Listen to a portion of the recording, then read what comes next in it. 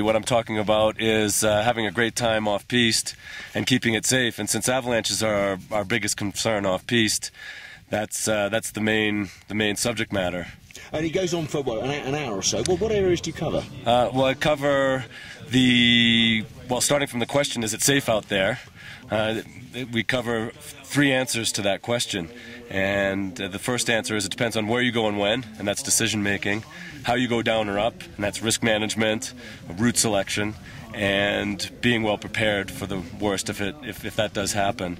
And in each one of those categories, I inject bits and pieces of the human factor, and the human factor comes down to the fact that we all are human, and even if we get it all perfect, there's there's mistakes we can make, and how to avoid making those mistakes. And what sort of people attend the courses? I mean, are they novices to off-piste skiing? Is it aimed at people to give them the first introduction to it, or is it aimed at experts who already have a degree of knowledge? Traditionally, the Henry's Avalanche Talk, or which now we call the Ride Hard, Ride Safe Essentials, it's targeted at the general public, at novices. So it's as much about awareness as it is about education. In fact, historically it was mainly about awareness, just making people aware to some of the dangers that are out there and how to avoid them, clearing up some myths like that accidents only happen in springtime and on south-facing slopes. The fact that it's actually the opposite. Most accidents happen on the north-facing slopes in December and January and February. So it was really an awareness emphasis on that talk. But what I found over the years is that people just wanted to learn more and more and more. So I've tweaked it a bit towards education, helping people to get out and ride with their mates and have a good time and be safe. And you say over the years there, you've been doing it for probably more years than you care to remember. Yeah, how long? At least 25 years, yeah. How did it start? Well, I started because I was a really keen skier and a racer from the northeast of America, and when I discovered the European Alps and the beautiful expanses of off-piste, I was a typical avalanche profile, victim of profile for a victim of an avalanche. And have you ever been a victim? No, luckily. I've come close. I've set off a few avalanches, and in those early days as well, about probably 30 years ago now, I set off a massive one, it was because I was out here in the Alps with a high level of skiing but no mountain knowledge at all. So how I got into the whole thing was I wanted to do lots of off-piste, and learning about the safety helped me to enjoy it that much more. And of course it's not just about sort of being in the classroom or being at a bar, giving the talks. You run special courses now, new this winter I believe. I mean, we're on a sort of a 3-day course now. What are the sort of things that you're telling the clients on these 3-day courses? Well, what's the sort of form of it? Well, the form is basically taking the talk out onto the snow. So I stick with that same model, and that's the question: is it safe out there? And it depends on you. I put that right back out onto the people who come on the course, the same way I do in the audience in the talks. So what can a client expect on the 3 days? Well, it's to see when we talk about what decisions you need to make, the key points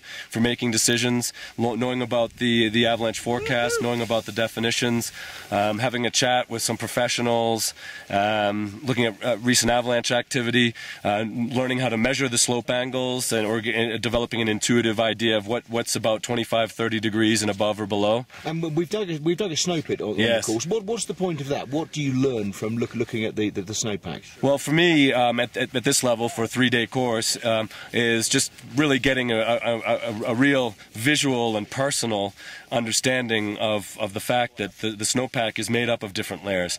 And on some years, like this year, 2013, 2014, we have a really weak layer out there that's become problematic, and so much so it's made mainstream news, hasn't it? Yeah. With all the accidents and things, and the unstable layer there is a very important piece of that. And I want to really emphasize too, my approach is not to say that means that it's dangerous. Whether it's dangerous or not depends on you and where you go and when, how you go down or up.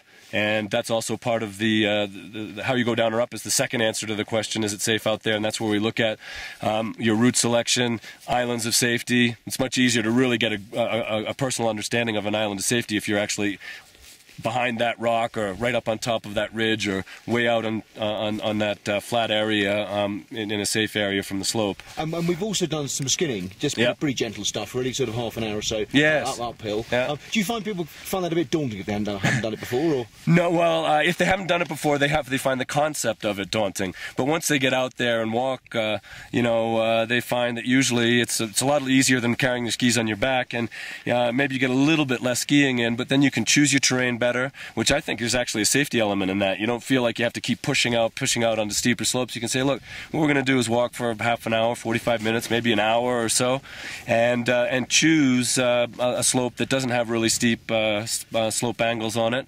and get some really nice turns, which is really important again for this season, 2013-2014, where we have a really unstable snowpack, and it's really important to choose the slopes you're on, and preferably on the lower slope angles. And of course we're doing some transceiver searching as well. Obviously a vital thing to do to keep practice. However often you go off-piste and use them, you can't really have too much practice. No, well, that's right, and that's the third answer to the question: is it safe out there? Being well prepared to knowing your equipment and how to use it, and being able to get your mate out or have your mate be able to get you out within 15 minutes or less is ideal, because within 15 minutes, many people die underneath the snow because they're suffocating on their own carbon dioxide that they're breathing out, even if they're not buried deeply under the snow. And as a simple message to people that go off-piste, what's the best message you can give people to keep safe?